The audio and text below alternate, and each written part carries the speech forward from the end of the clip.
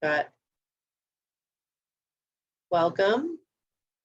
If the recording is starting right here, we'll just say you're in the right place for help your AmeriCorps members understand the Education Award. We've got a little time before we get started, so we're talking about the weather and where everyone's located. I see Caitlin has shared in the chat that she's from Chattanooga, Tennessee. I have a friend from college in Chattanooga. I've always loved that place. Just saying the word, it makes me happy. And it's overcast and in the 50s, which sounds better than Salem, Oregon, which is apparently raining and 35 degrees. Which I must say is one of my least favorite kinds of weather. I think currently in Phoenix, it's like 72 degrees and overcast in Phoenix, Arizona. So I challenge anyone to be toastier than me right now. I have a water bottle that has cacti on it. That's as much as I've got in terms of getting into the Phoenix spirit, but I am actually driving to Phoenix tomorrow. So I am grateful that it is warming up because I am doing a race on Saturday in the Phoenix area. I will be swimming and then biking for what they call an aqua bike race. Yeah, I think you want it to be warm for swimming.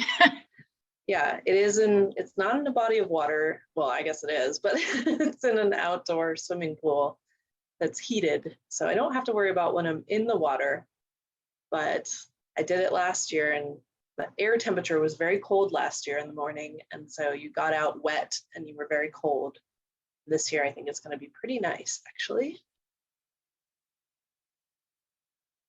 Oh, Grand Junction, Colorado. Love Grand Junction. That's where my husband's grandparents lived. He's always got a soft spot there. We've visited there. Sunny and cold. That's probably what it is here in Flagstaff too. It's definitely sunny today. Probably about 40 degrees. And it's finally not being as windy, which is very nice. Okay, so I guess we are now past our starting time. Leslie, did you want to?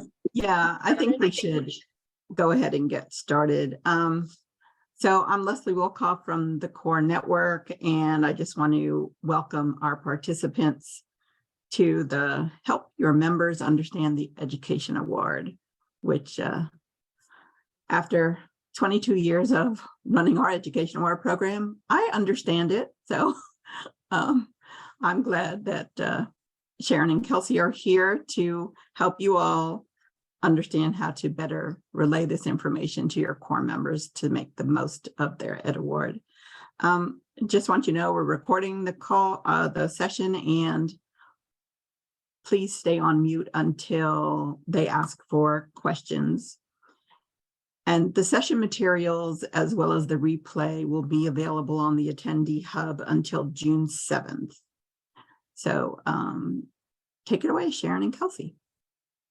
Great, thank you so much for having us here. I'm happy to have Kelsey assisting me with technical moderation. She and I work together all the time through my normal work, which is with Do Good, Be Good, where we deliver online training all over, well, all over because it's online, but we work with groups, programs, AmeriCorps groups all over the country. So happy to be able to participate as part of today's conference and talk to you about the Education Award. I really got interested in this topic because, well, first of all, I served in AmeriCorps, so I had an Education Award and I needed to learn about it for myself. My husband is also a 3-time AmeriCorps alum, and so he got 3 different Education Awards and used them all differently. And I was sort of his navigator of the paperwork of how to handle that. But really, when I got some helpful insights into this world of how the Education Award works was when I served as a program director for an AmeriCorps state and national program based in Arizona. And we were based at Northern Arizona University. So that was really helpful to be a program director for an AmeriCorps program, but also be at a university which accepted the Education Award. So a lot of the behind the scenes tips that I'm going to share with you today come from being able to actually talk to the members about what they were seeing when they were trying to use their Education Award, and then walk across campus and go to the financial aid office and talk to them about what they were seeing when the Education Award was being submitted to them. So it's just a really invaluable opportunity to try to figure out how all of this works in the behind the scenes. And I'm so glad that I can share some of that with you, because on the one hand, sometimes it's very easy and straightforward to take advantage of the Education Award, and it's such a great benefit for our members. And that for you as people who are staff working with AmeriCorps members, it's so important for you to understand, some of the key parts of the Education Award, because it is one of the benefits that draws people into the program. And so if you can understand a little bit about how to make sure members know how it works and what they can use it for, it can be really helpful as a recruitment tool. And then of course, in service, as you're getting towards the end of your member's service, it can be helpful as a retention tool, because you can bring it back up and help remind members how to make that connection between finishing their service successfully, earning that Education Award, and then leveraging it to be able to get them into their next steps. So I'm going to do a little bit of back and forth right now, but before I jump into some information about the Education Award, I'd like to just check in with everyone to see where you're already confident. So let's go ahead and launch this poll that we've got. It's kind of a two-part poll because we've got so many options. So just go ahead and answer both questions for the poll. So let us know, what are you most confident in right now? So that's what we're asking for. Looking at that list, what do you think? I definitely know how to tell my members about those aspects, how to use their Education Award or things related to it. So we're looking for, what are you already knowledgeable or confident about? You can check as many as you'd like. Should be multiple choice, hopefully. See, someone chose using it for tuitions and fees, paying off a loan, certification courses, public service loan forgiveness. Oh, the answers are coming in. Yeah, looks like we're getting the hang of it. Excellent. We'll keep an eye on this. I'm going to notice, of course, what seems like the areas you're not as confident for, so we can make sure to highlight those today. Good. Seems like so far the highest would be just using it for tuition and fees, which is, what is often advertised as what the Education Award is for. Also paying off a loan, and the fact that it is taxed, and perhaps how it is taxed. So I wouldn't say that surprises me. Those are some of the most commonly trained topics related to the Education Award. So we'll make sure to touch on those, but really spend a lot of time on some of the other aspects that you might be less familiar with. Great. Okay, so let's start. And I'd love for you to respond in the chat box with what you think the answers are for these questions as we go. Kelsey will be monitoring the chat, so she'll let me know what your answers are. We're going to do a little bit of a where, what, when, how of the basics, the most important things you need to know about the Education Award. Hopefully this is a review, but there may be some nuances that you might not be as familiar with. So let's start with where. Once your AmeriCorps members have their Education Award, where do you direct them to when they say, I'm ready to use it? Where do I go? You can put your answer in the chat box. Sage says, my AmeriCorps and my AmeriCorps portal. Yes. Great. So we got a nice, easy warm up. That is correct. The My AmeriCorps portal, which is my.americorps.gov. Now, what we find is the challenging part about this is that many AmeriCorps members do not remember ever starting an account with the My AmeriCorps portal. They probably had to at the very beginning to submit an application to your program, but that was so long ago. They don't remember that they have a password and an account there. They've definitely long since forgotten their password. So what we always make sure to help our members with is to first tell them to reset their password. And maybe they've got a password manager. This is also a great teachable life moment to let them know how to use a password manager, or great ways to keep track of all those things. But for most people, including me when I did it, I had to first start by resetting my password and figuring out how to log in. The nice thing about this is that they can do this before they exit AmeriCorps.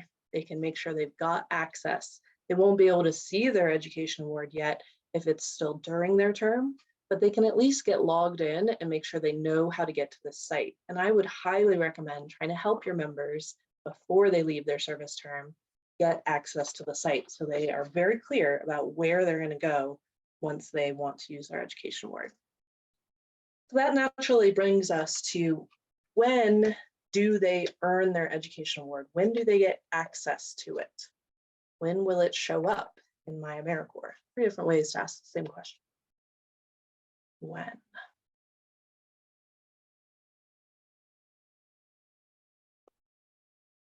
Slightly more challenging.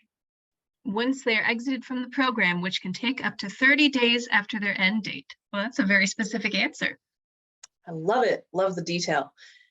Yeah, that's a very good technical answer. So yes, they have to not only have completed service, which could include completing their hours, it could also include completing their timesheets, completing any remaining paperwork that you need them to complete for you.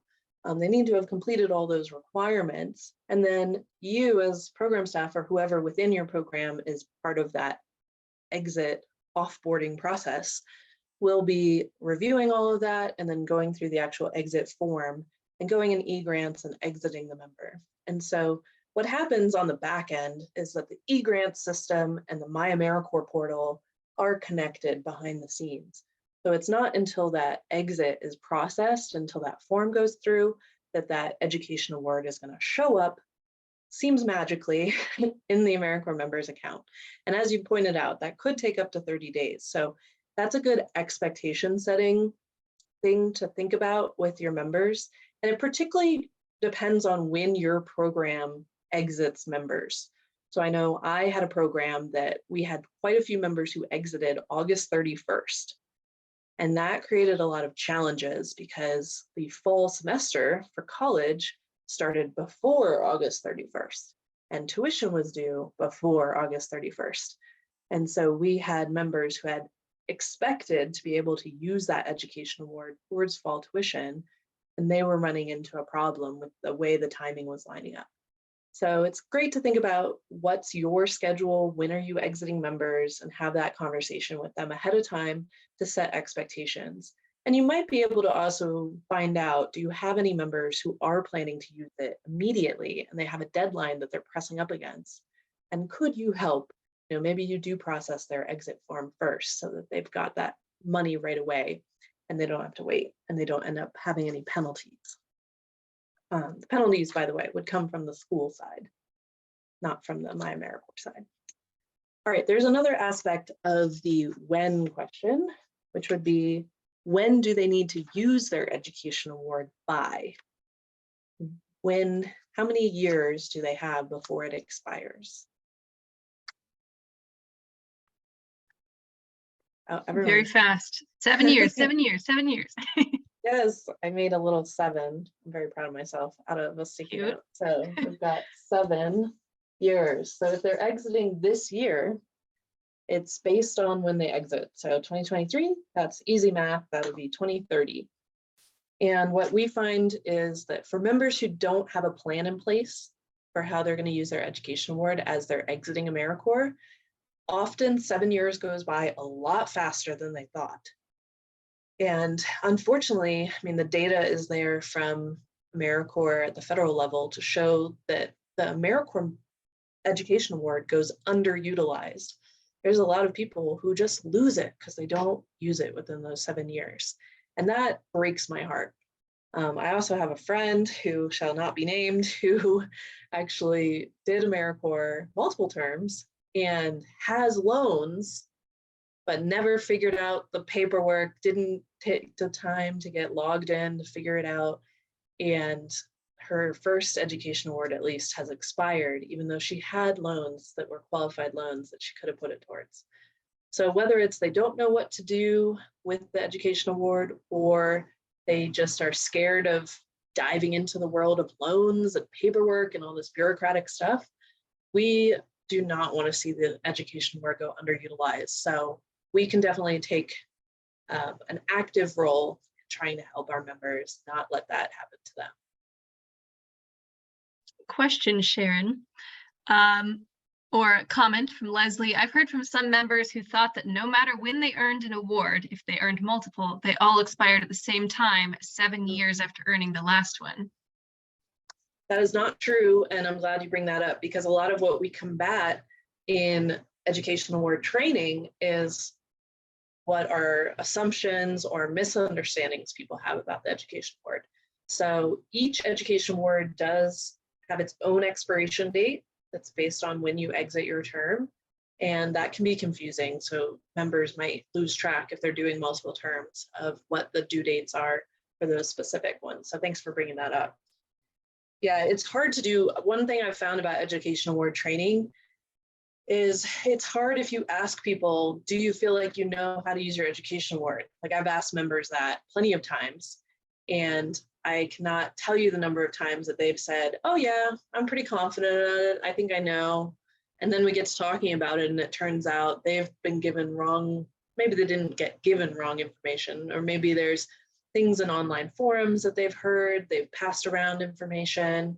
You know, it can be very confusing. For example, AmeriCorps Vista, they're allowed to choose when they enroll whether they want the education award or whether they want a cash stipend at the end of their term. And so that's another option. It's a different amount. So sometimes if someone knows a friend or family member who did Vista, then they just make the assumption that that's always the case with joining AmeriCorps. And they might have just assumed that would be an option. And they've already got a plan in place for that cash stipend that they're going to use at the end of their service. And they're definitely upset when they get to the end and find out that wasn't how it works. So this is a lot of trying to figure out what people know and what they don't know. Okay, let's get to another what, why, when, how. We've got what. So what can you use your education award for? I'm looking for 3 categories here of ways that you can use your education award.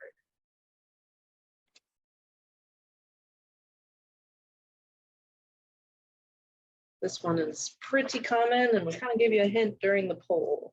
Student loans. Yep, we got loans.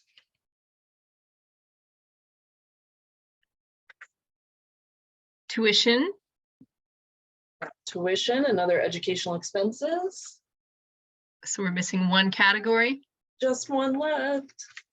Educational courses, non-traditional ways like certifications. I'm counting that under educational expenses. We're looking for a completely different third bucket. What you can do with it.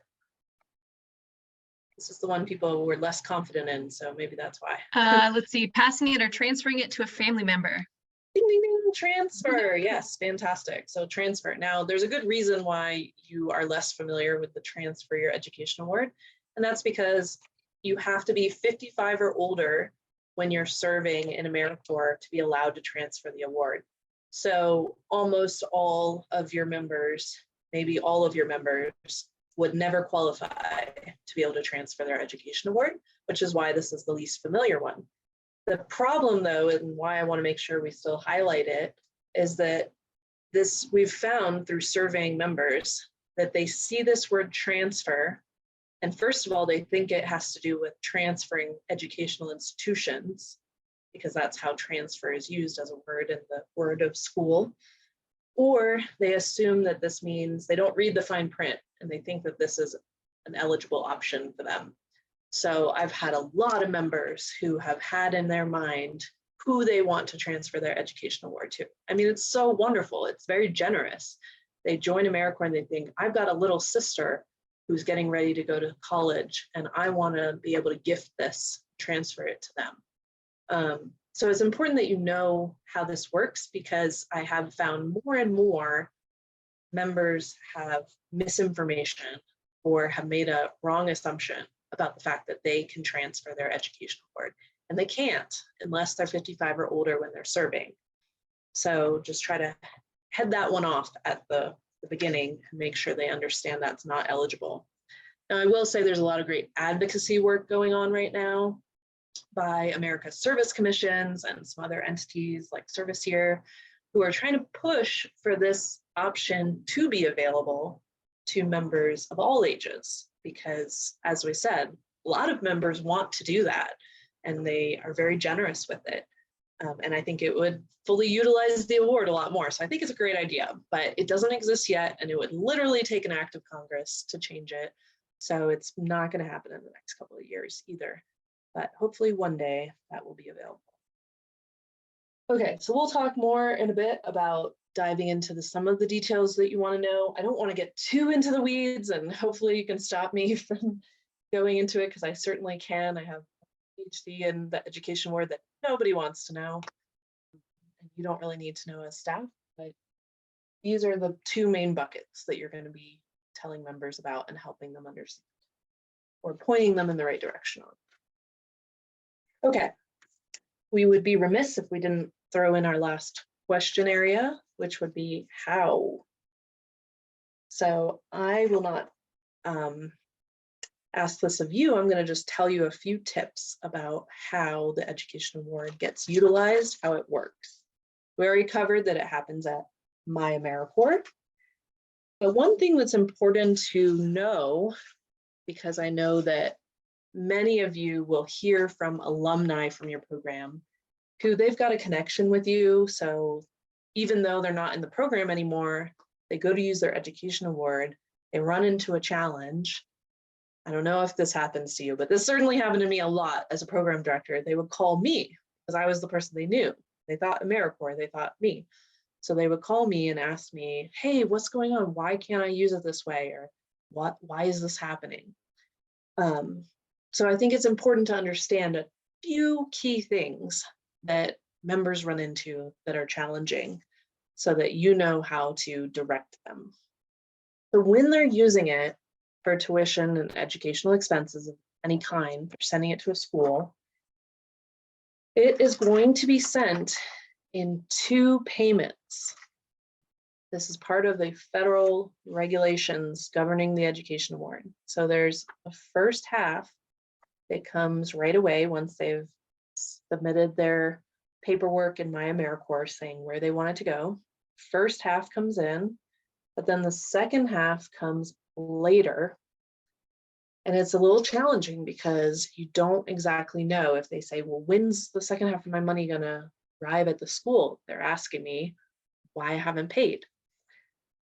This was probably the biggest issue that led me to walk across campus and sit in the financial aid office until they could give me some answers.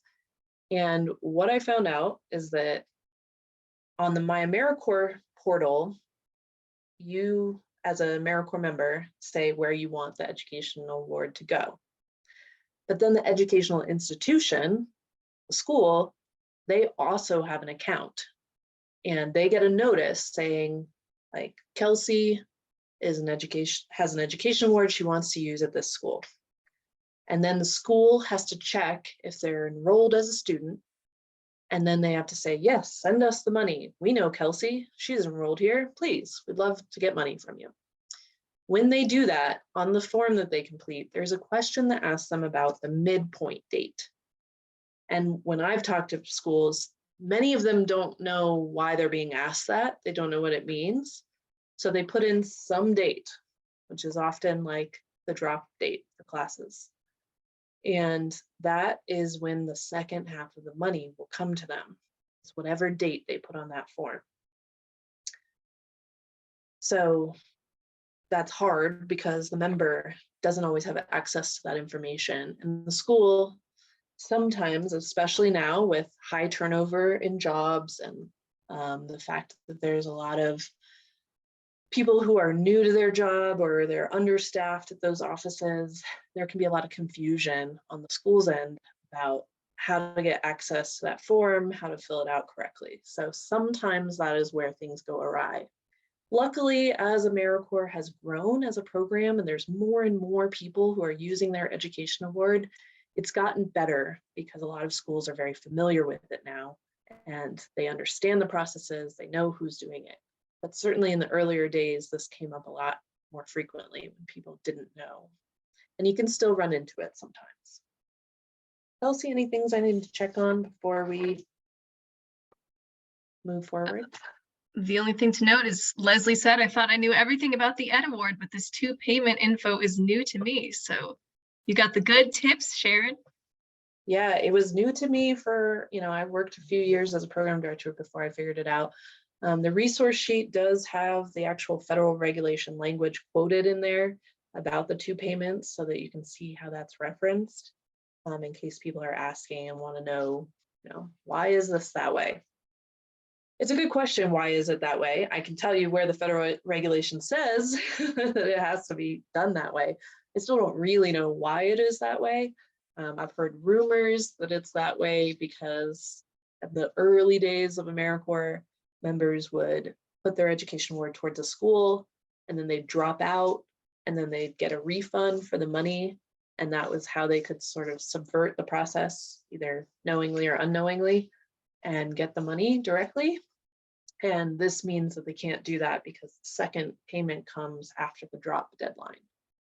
So that's one logic that I've been told. Who knows?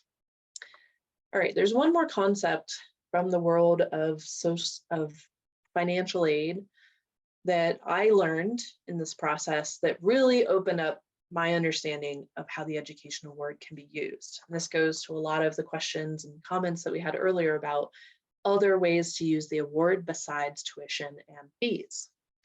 So within the world of a school's financial aid office, they have a term that they call the cost of attendance. So the cost of attendance is a formula that's based on what type of student someone is. So for example, if you're a full-time student enrolled at a school, your cost of attendance would be calculated at a higher amount, because if you're going there full-time as a degree-seeking student, it's assumed that you need to focus on your studies. And so you might need to have the cost include housing, transportation, food. You can think of a kind of your prototypical college student who's maybe living in a dorm and has a meal plan and has a bus pass and all those things. So that is what they call the cost of attendance. Now, I mentioned my husband did 3 terms of service and had education awards. He enrolled as an adult at a community college for a single class, just to go take one class in electrical theory. He had a very low cost of attendance calculation because he wasn't a full-time student. He's just taking one class. He's not in a degree-seeking program. Now, why does this matter? This matters because this determines how much financial aid someone can send to the school or is eligible to utilize within a given semester. So what we run into a lot is AmeriCorps members or alums who may already have other financial aid. They might have other scholarships. They might have some sort of work study. They might have other forms of financial aid. And what they have to figure out is how much financial aid do they have versus how much is the cost of attendance. And that creates the gap between how much aid they have and how much they're expected to need to be spending on going to school. And in that gap is how much of their education award they can send to the institution to cover the difference. And the cost of attendance, there's a formula the school will use, but this is negotiable. So we'll hear from some AmeriCorps alums who talk about their own stories of navigating the education award, but this is something where I have worked with members to help them advocate for themselves to say, hey, due to increased cost of living in this area, I actually need a higher budget for financial aid. I need to document that I have a higher cost of attendance and therefore should be able to use more of my education award to be able to pay for additional things like housing, like transportation costs, like food. So this gets into how members can really leverage that education award to pay for all of their expenses when they're going to school, even if they've already got other financial aid. That's a little confusing. Hopefully that made sense. You can definitely let me know if you have clarifying questions on that. But for now, what I'd like to do is I'd like to be able to share some of those stories I was just talking about, hear from some alumni about how they use their education award, and then we'll highlight a few key points in those stories. Thank you, Kelsey, for taking care of that. You'll see versions of me throughout the years talking to these alumni. And I completed 3 AmeriCorps terms. The first one was at a local arts culture organization, and the second and third one were at the university where Sharon worked. And that was 10 years ago is when I finished my last term. And during that time, I actually got to return to college a little later in life and get a degree there. And in my second term with AmeriCorps, I got hired on at the university as well. So I worked part-time for the university, and I also did an AmeriCorps term part-time. So my tuition was paid for. So that put me in an interesting place of, well, my tuition is paid for. What do I do, with my money? So the first thing was when I wanted to get back to school, I had an old student loan from 15 years prior at a university where I was just too young at the time and dropped out. And I had that kind of hanging over my head, and I wasn't able to go back to school because you can't, they were coming for me, basically, right? So I was able to pay off that student loan with my first AmeriCorps Ed Award for my full term. And then I was a photojournalism major, so I found a way to use my Ed Award to pay for some of those expenses for school that actually helped me move forward as a professional photographer. Even though I work for the Red Cross now, I also have some work in a gallery here in Flagstaff. So it was kind of a cool investment for me to say, write that letter. These are my expenses as a photojournalism major. And I also was an electronic media and film minor. And so I needed a computer to do my photo editing. I needed software to do that editing. And I also needed a camera that shot video, because at the time I was, the cameras that we had previously, like the camera I owned, did not shoot video. It was that long ago. So I got a camera and I wrote that letter explaining why I needed it. I worked with the financial aid office, and just as Sharon said, it was sometimes frustrating because, turnover is really high, and I could completely see why, because people seemed a little stressed out. But was very diligent and persistent in attempting to get that qualified expense qualified in order to get my money. And it also involved me. I purchased those items, and I ended up submitting receipts, and I was reimbursed for that stuff through financial aid. So that worked pretty well.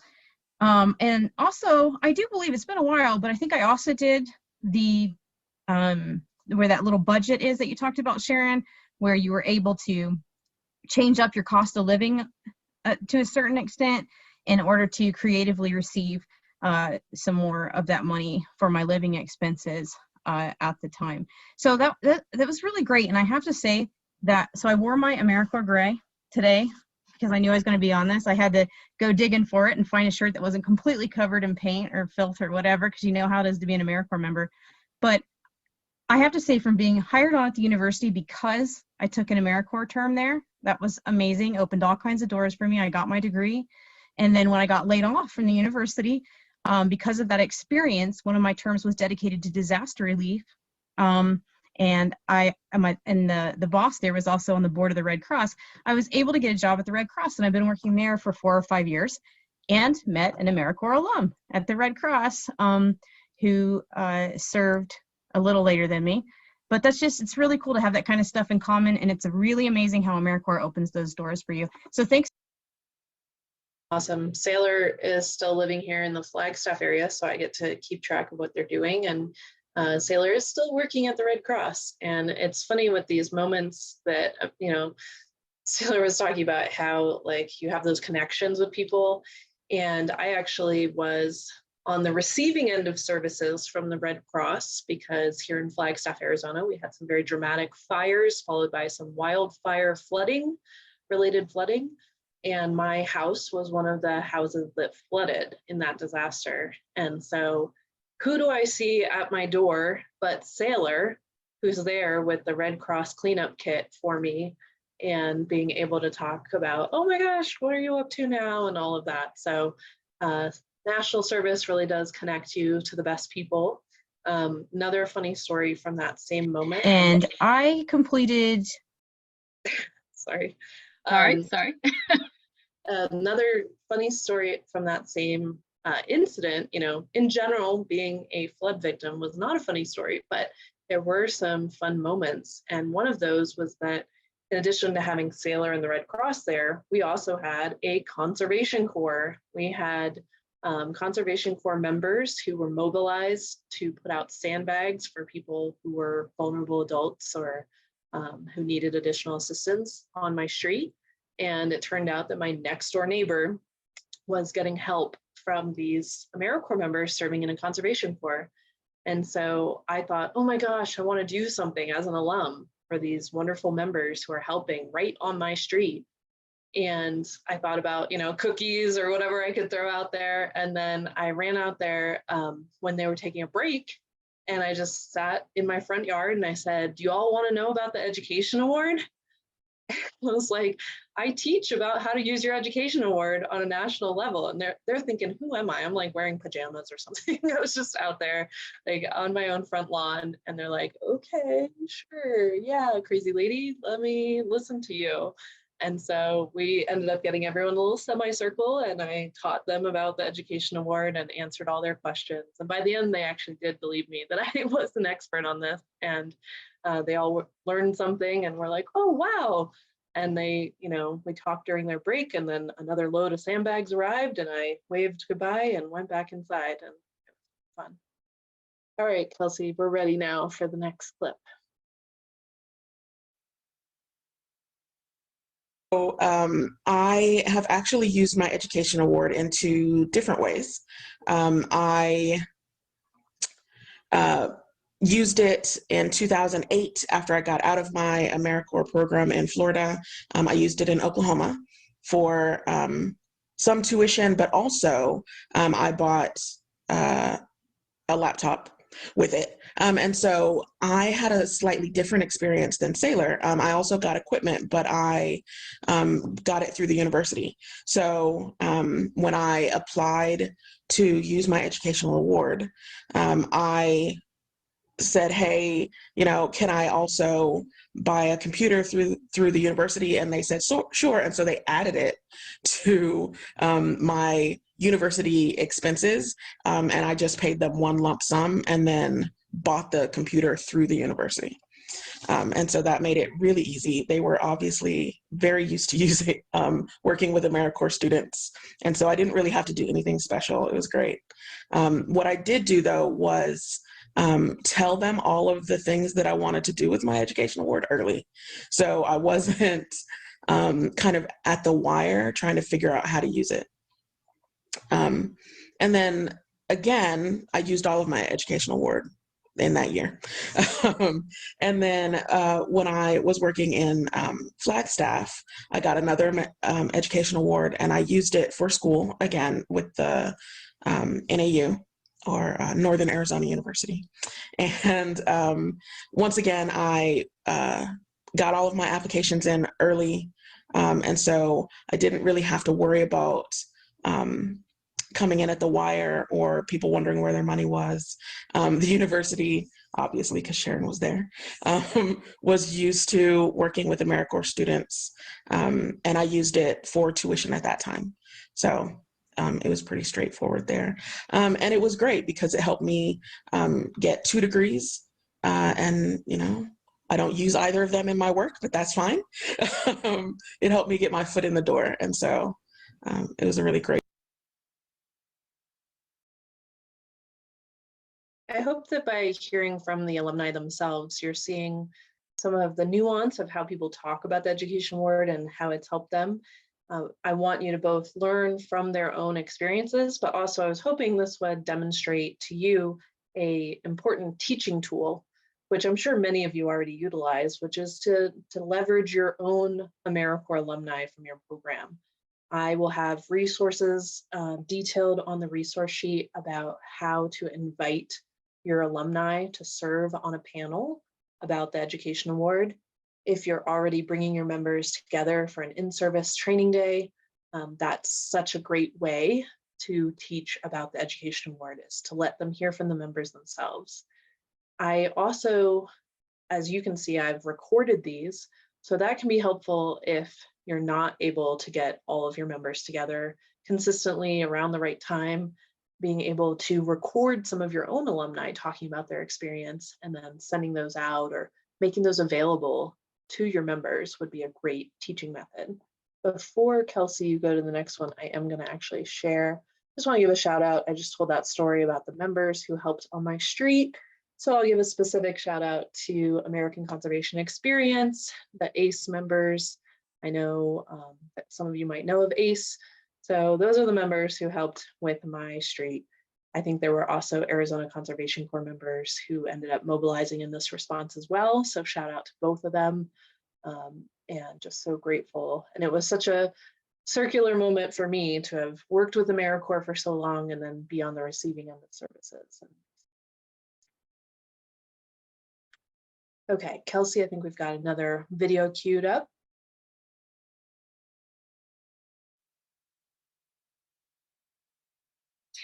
Yeah, I mean, I remember it being really easy. I don't remember any hiccups or anything like that.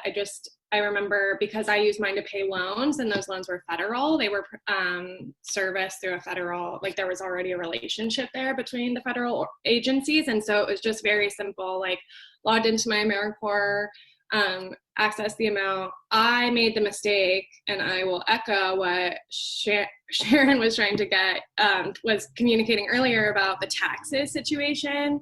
I did a lump sum, like I basically paid all of the amount of my education award for a loan repayment, and not realizing that I was going to be taxed on that as income that I had received in the form of like $6,000, $5,000.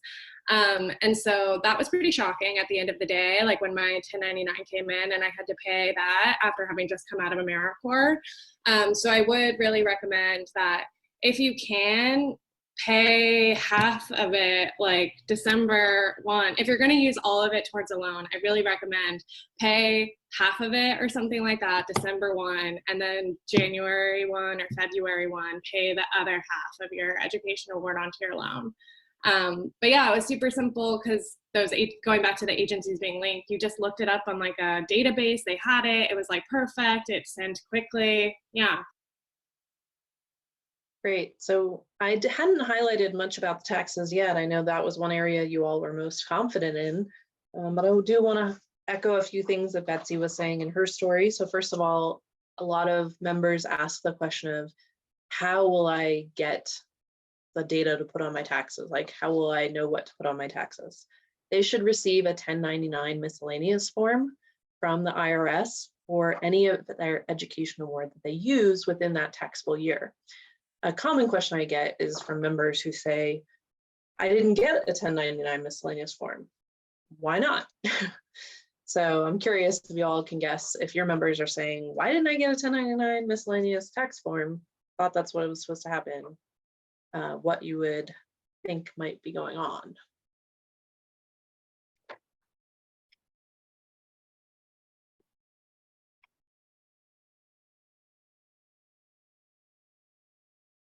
I'm checking the chat, Lots thinking of about my own taxes recently. Everyone's like, don't make me think about taxes. It's coming up.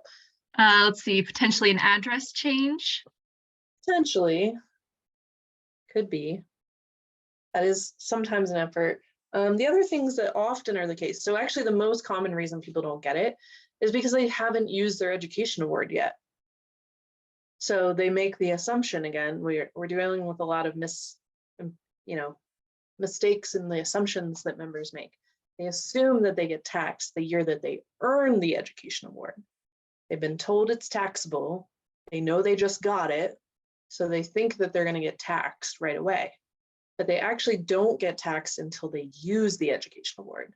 So that's part of what Betsy was talking about of splitting it up. You have 7 years to use it. So especially if you're using it for a loan, it's easy to split it up into multiple payments. You can pay as little as a couple of dollars. I know because of the way Northern Arizona University worked, they would allow your education award to go towards anything that was on your bill. for the college. So I know a member who actually used it to pay a parking ticket. I know someone who used it to pay like a library fee. So you can use as little as you want at one time, or you can use as much as you want. But whatever you use within that year will be taxed. The other reason would be if you use less than $600, they don't bother sending you a 1099 miscellaneous form. That's just a general policy across the board with IRS. They don't send out 1099s unless it's $600 or greater, but unfortunately it still is considered taxable income. They just don't send you the form. I know we're really in the weeds now, so I'll try to pull myself back from the edge of the weeds. Did we have another video, Kelsey? Okay, I think that's our last one on alternative use of the education award. I had two, and the first award I used partially between my two terms. I did a NOLS course, which is National Outdoor Leadership School. And so I did an outdoor educator course for a month in the Wind Rivers in Wyoming. And then once I finished and that actually was great for my second term because I was at the field a lot. With my second award and the first award, I ended up kind of bundling what was left.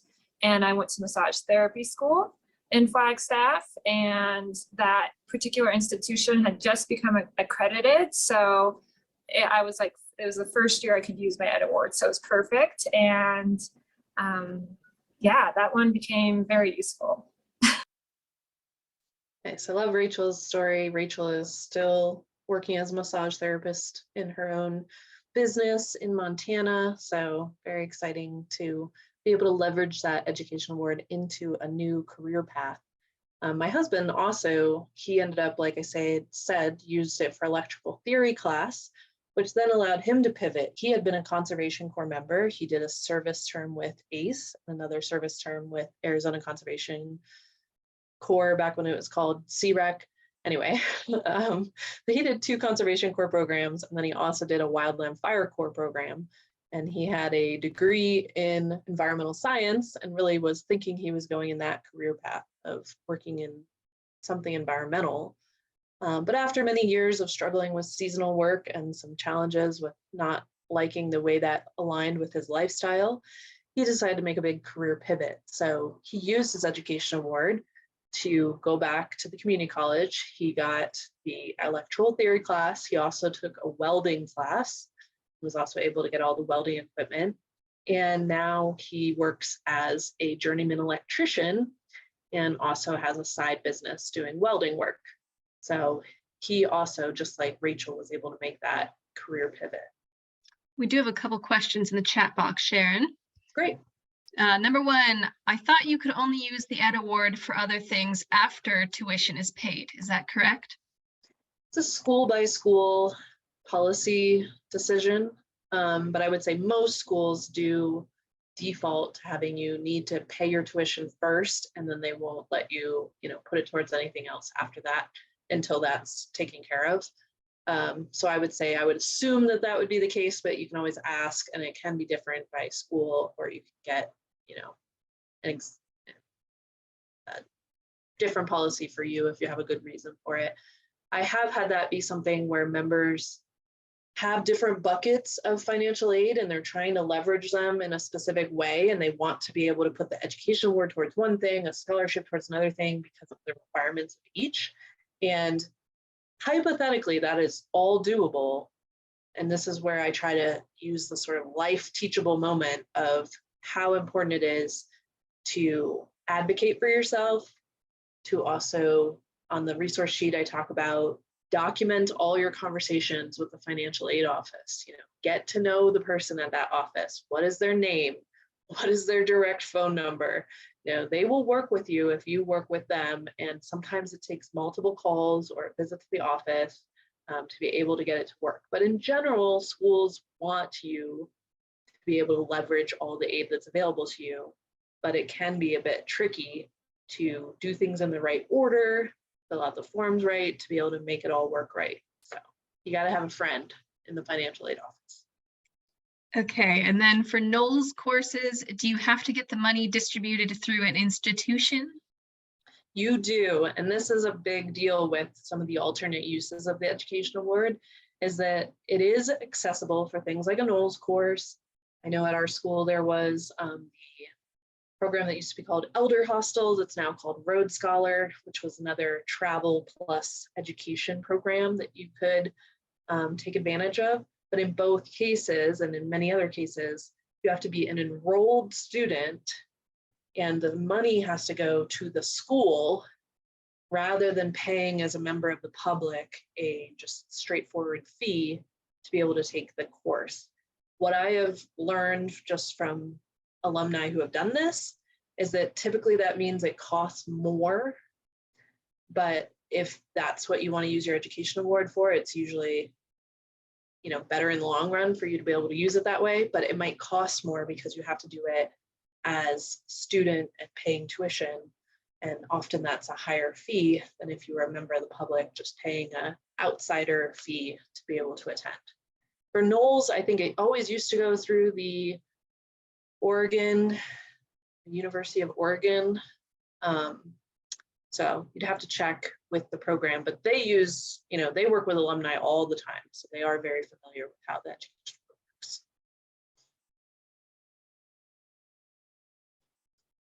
Okay, so I think we have enough time left that we're going to do a quick trivia game. We're going to do our best with this. So I hope you all who have been listening nice and attentively this whole time will participate with this. This is how it's going to work. Kelsey is going to be our game master, and we're going to have some multiple choice questions. We're going to divide you up into 2 teams based on your first name. Kelsey's putting those teams in the chat box. So the first team is Caitlin, Chelsea, butcher everyone's name, sorry, Ellis and Kala. Team 2, Cadell, which we don't know if that's your first name, but that's what we're basing it on. Killian, M. Smith, Northern Bedrock, and Patricia. You can turn on your video if you would like for this. We'd be happy to see your smiling faces for the game. So get some team spirit. You've got team 1 and team 2 going head to head to test your knowledge of the Education Award. And Leslie and Ed, if they're stuck, you can chime in, weigh in. Feel free to unmute and offer an answer if you can, Chelsea, so don't worry. Otherwise, you'll just be cheering your team on in spirit. Yeah, no worries, no pressure. We're going to use the chat box for your answers. So, Kelsey, do you want to go ahead and put the screen up? I sure do. Team 1, you're going to get the first question, and you're going to have the choices of A, B, D, or A, B, C, or D. And so what we want is you to just put the letter in the chat box, and we'll look for what's the majority answer for your team. So we don't need the written out answer, just the letter. So our first question is, do members get taxed on their education award? Team 1. They very quickly have some answers. They're going for yes, and they use the thought everyone was paying attention. That is correct. Explanation. Off to a strong start. Good job, team 1. Now we've got team 2. So if you didn't just answer, you're probably on team 2. And team 2 is getting, how many years do members have to use their award before it expires? I think team 2 is also quick on the draw. This is going to go nice and quick. Excellent. That would be A, lucky number 7. Is that right? That is right. Yes. Excellent.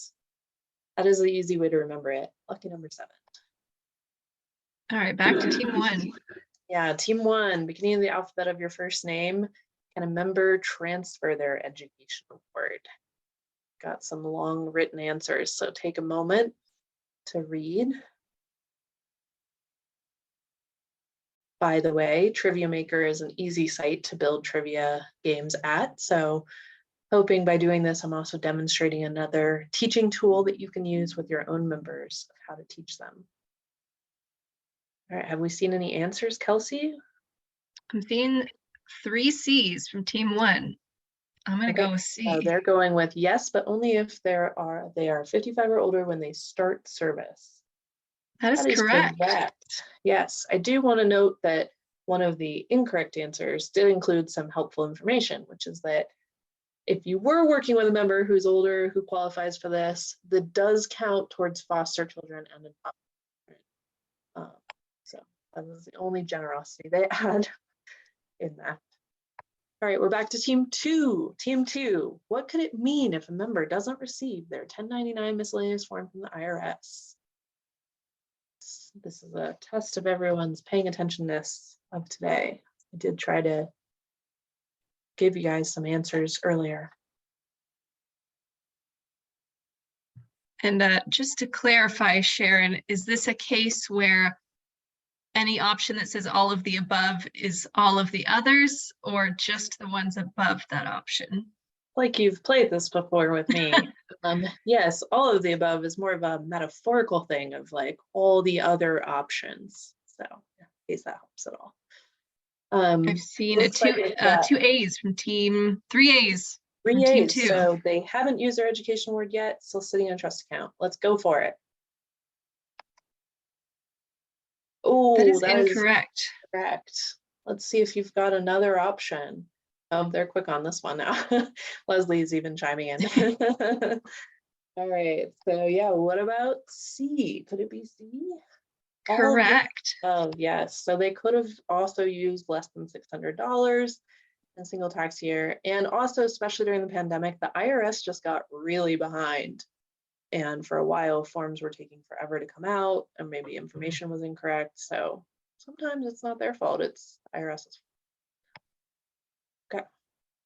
Okay. Back to team 1. Team 1. I didn't go over this, so let's test your existing knowledge. How many education awards can an AmeriCorps member earn? Being a little more challenging, because I did not feed you this answer earlier. I know these are long answers, so let's see. Seeing a couple of D's. Excellent. Let's see, does the rest? 3 D's, the majority.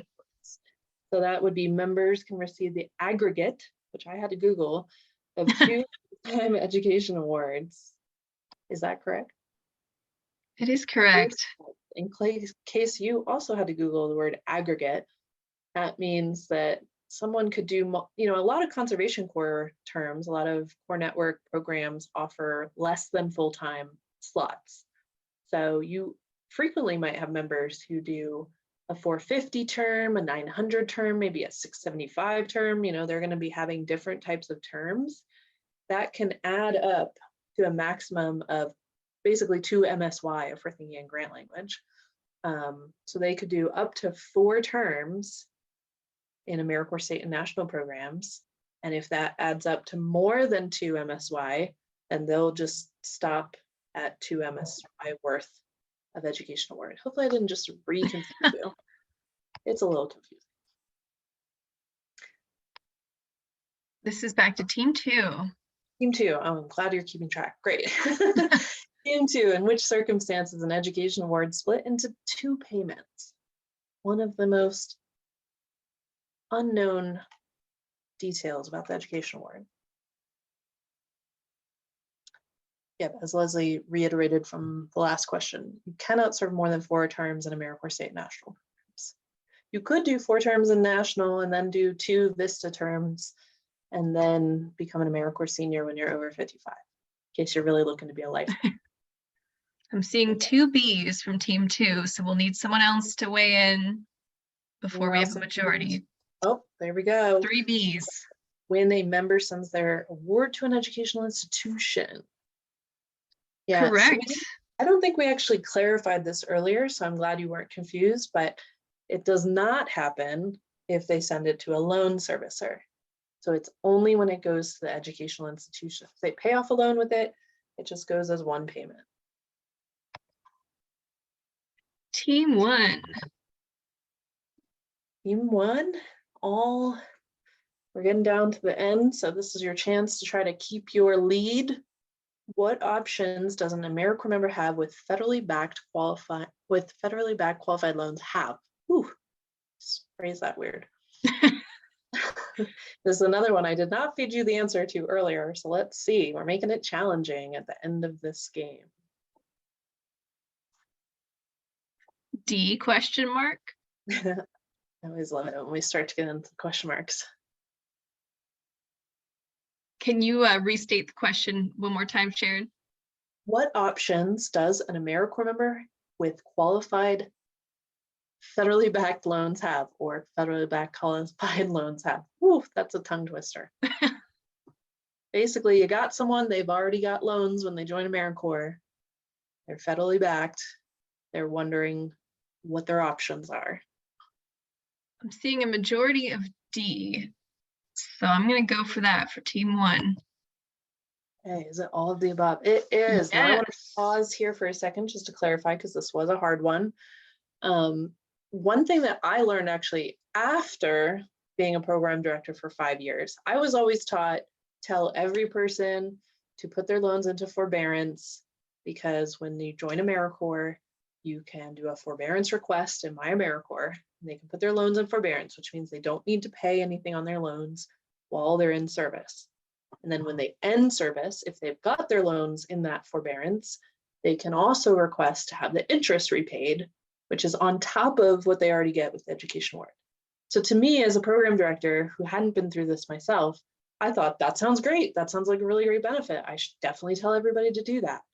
It's only in recent years that I've learned that there's another potentially better option, which is for many members, if they have a lot of loans and if they're continuing in public service, they might be looking at public service loan forgiveness, and they should consider at least asking for an income-based repayment plan instead of putting their loans into forbearance.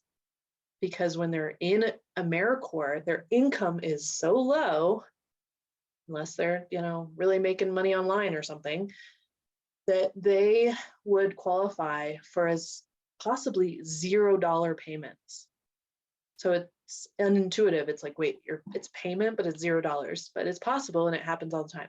People would go through service. They still wouldn't pay anything while they're in service, but they'd be getting credit for payments. And those would count towards them qualifying for public service loan forgiveness. So they would get credit for all those payments, even though the payments were $0 because of their low income.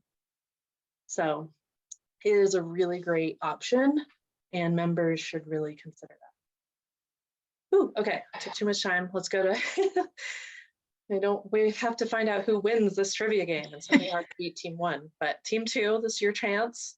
Come in strong. Which of the possible alternate uses of the education award? Which of these are a possible alternate use of the education award? Do you know, is this the final question, Sharon? I believe it is. Okay. You got this, team 2. Come A question on mark? a strong note. I did try to make the questions at the end hard. So if it feels hard, that's on purpose. I'm a competitive person. I like it to feel challenging and competitive. B ... question mark? Ooh. A lot of good questions. I didn't feed you this one earlier, so. Got a confident A. Okay, so team 2 is currently leaning towards A. Question Let us mark. know if anyone wants to support that or question it. We've got 1 B, 2 A's right now. We need someone else on team 2 to be brave, throw their weight behind something.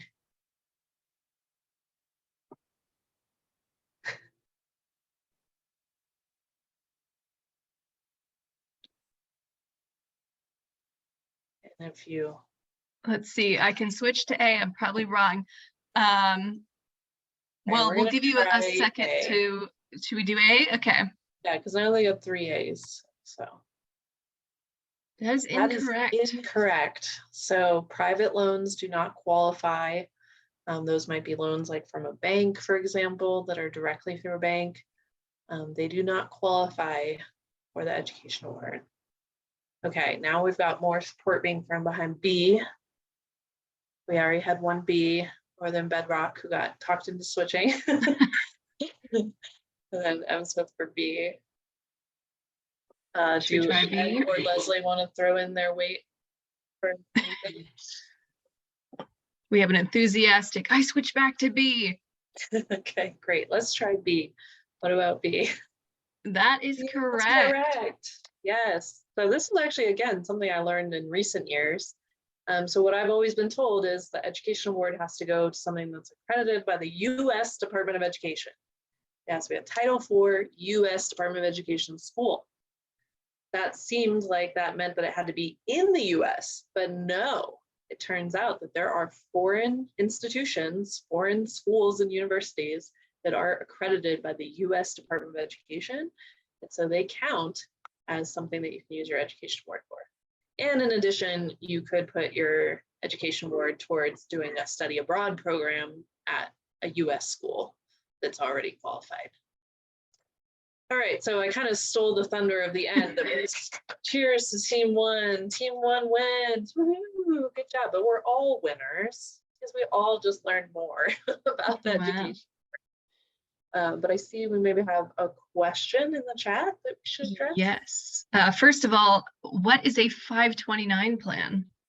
Yeah, I was hoping to throw you off by throwing out a 529 plan. A 529 plan is a retirement investment planning tool. So it's a financial instrument that you can put money into that can only be used for educational expenses. So for instance, my niece, who is 6, her parents set up a 529 plan so that the grandparents or any family members, if we want to put money into it, we can pool money into this account.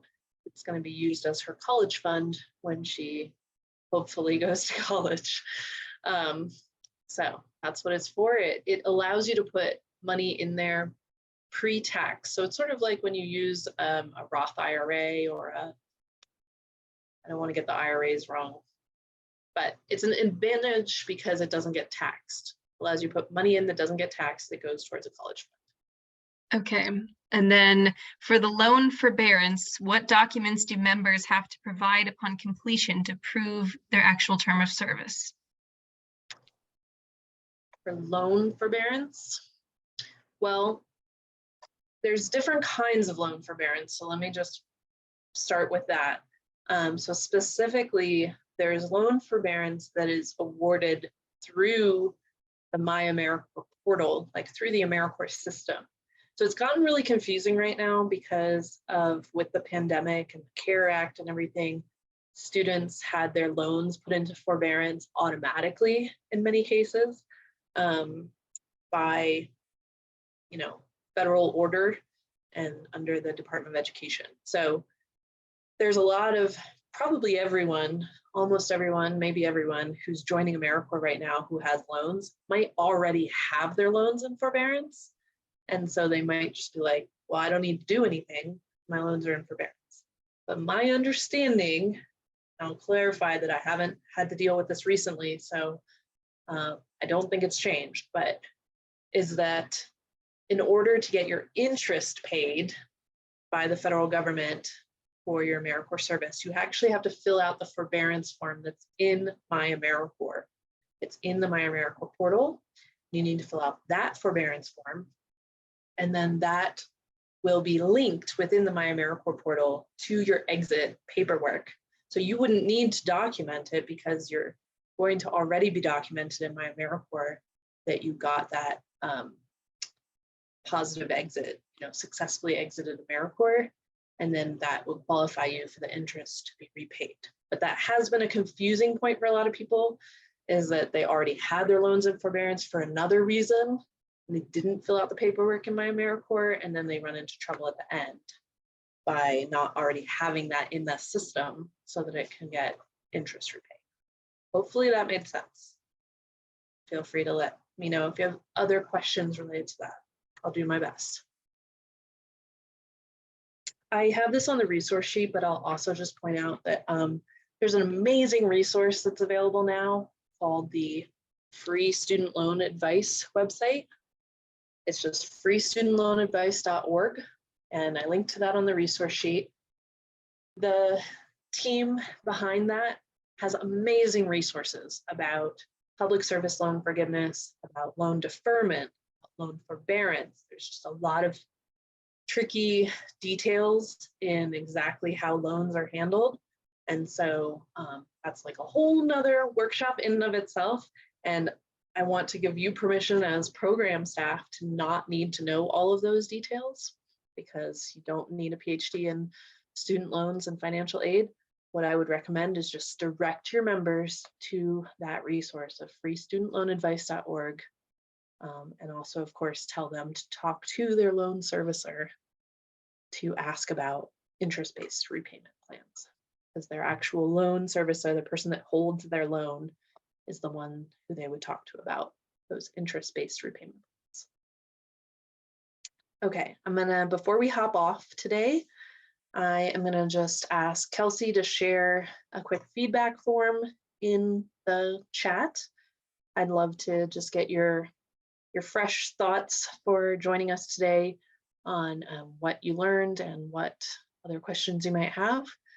And then I also just want to let you know that we are hosting a How I Use My Education Award workshop for members. We're doing a webinar on May 24th. So I'll put that up on the screen for you. So this is in a partnership with America Learns. So if any of you are using the America Learns software, you can get free tickets for your members to attend this workshop. If you're not, then you can purchase tickets through us, and you can contact us to find out about group discounts for that. So that's what we have coming up. I welcome any other questions you have, and I hope that you have a really great rest of your conference, and really grateful to be part of it. Thanks, Sharon and Kelsey. This was a great session.